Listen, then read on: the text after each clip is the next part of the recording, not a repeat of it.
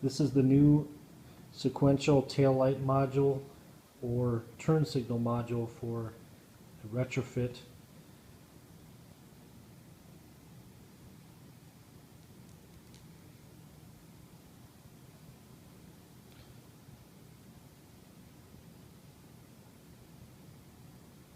The modules can be used to power the lights on, all three at one time, with an extra added power wire to a separate source.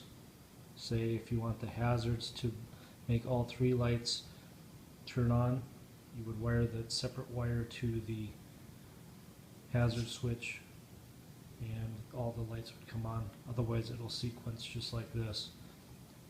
There'll be instructions on where to hook up everything. Thanks for watching.